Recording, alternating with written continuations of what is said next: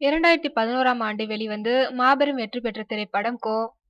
இயக்குனர் கே.வி. ஆனந்தின் இயக்கத்தில் ஜீவா, கார்த்திகா, அஜ்மல் மற்றும் பிரகாஷ் ராஜ் நடிப்பில் ஒரு அரசியல் கலந்த சஸ்பென்ஸ் த்ரில்லர் படமாக வெளிவந்து ரசிகர்களை கவர்ந்தது கோ.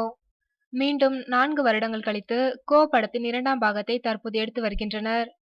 முதல் பாகத்தை தயாரித்த ஆர்.எஸ். இன்ஃபோடெயின்மென்ட் நிறுவனமே 2ஆம் பாகத்தையும் தற்போது தயாரிக்கின்றது.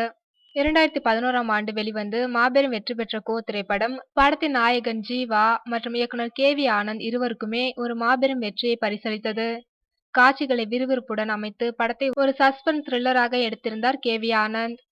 நடிகை ராதாவின் மூத்த மகள் கார்த்திகா நாயகியாக அறிமுகமானது இந்த படத்தில்தான். 2011ஆம் ஆண்டின் மாபெரும் வெற்றி படங்களில் கோவும் ஒன்று என்பது குறிப்பிடத்தக்கது. 4 வருடங்கள் கழித்து தற்போது கோ படத்தின் 2ஆம் பாகத்தை மீண்டும் கையில் எடுத்திருக்கிறார்கள். ஆனால் முதல் பாகத்தில் நடித்த பிரகாஷ் ராஜ் தவிர மற்ற அனைவருமே இந்த படத்தில் புதிதாக இணைகின்றார்கள் என்பது குறிப்பிடத்தக்கது.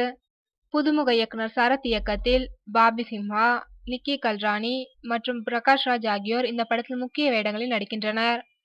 கோ 2ஆம் பாகத்தில் பிரகாஷ் ராஜ் மற்றும் பாபி சிம்ஹா என்று 2 தேசிய விருது பெற்ற நடிகர்கள் இணைந்து நடிக்கின்றனர். இதனால் நடிப்பில் அவர்கள் இருவருக்கும் இடையே ஒரு ஆரோக்கியமான போட்டி படத்தில் நிலவுகிறதாம். கோ 2ஆம் படம் அரசியலின் உண்மையான முகத்தை எடுத்து கூறும் விதமாக இருக்கும். மேலும் அரசியல் வாழ்க்கையின் நிகழ்களை எடுத்து கூறும் ஒரு த்ரில்லர் படமாகவும் கோ 2ஆம் பாகம் இருக்கும் என்று கூறியுள்ளார்.